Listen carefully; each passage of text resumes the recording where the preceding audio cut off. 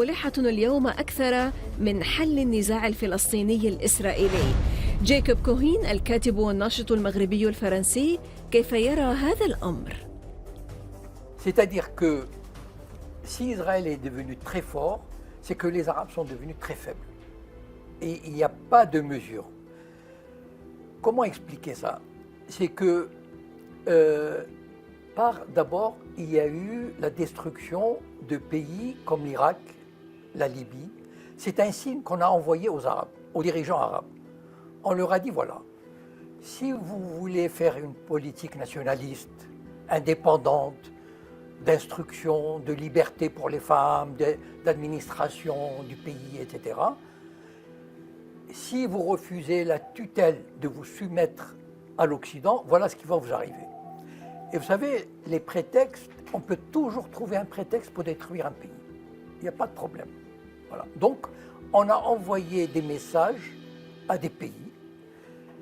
Il y a des pays comme le Maroc et l'Algérie, par exemple, on les menace avec le séparatisme.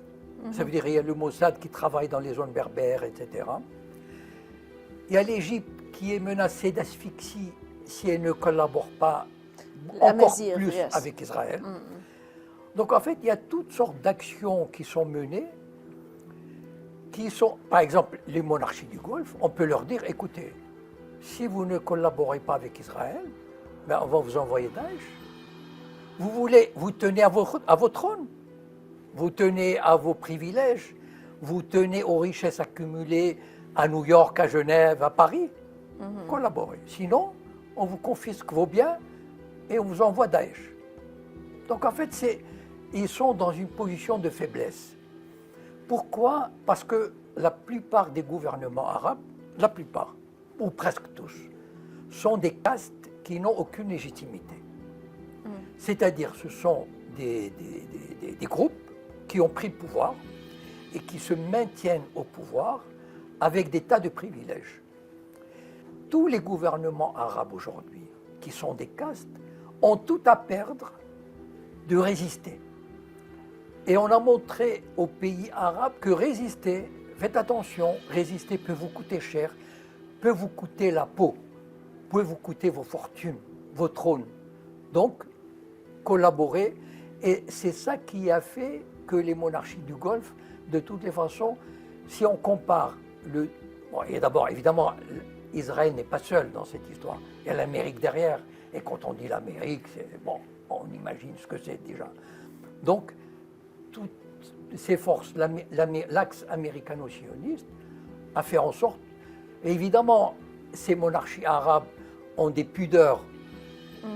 Elles ne peuvent pas établir des relations diplomatiques directement. Alors, on commence petit à petit, on habitue. Il y a des journalistes, par exemple, un échange de journalistes, d'hommes d'affaires, la sécurité. Mais je pense que c'est, à moins d'un bouleversement du cœur de la Palestine, je pense que c'est une tendance qui ira en s'affermissant, c'est-à-dire une soumission. Jacob, you talked about the Arab region, yes, and the Gulf state and the Gulf regimes, but let's talk about Morocco today. The Holocaust Memorial Site in Morocco's Marrakech Safi region, it was built, it was bulldozed later on and demolished. Why on earth on Morocco land, in Morocco, in Marrakech in particular? How did it start? What was the message and what's the timing of building this kind of memorial site? Malheureusement, le Maroc a une histoire vieille avec le Mossad. Voilà.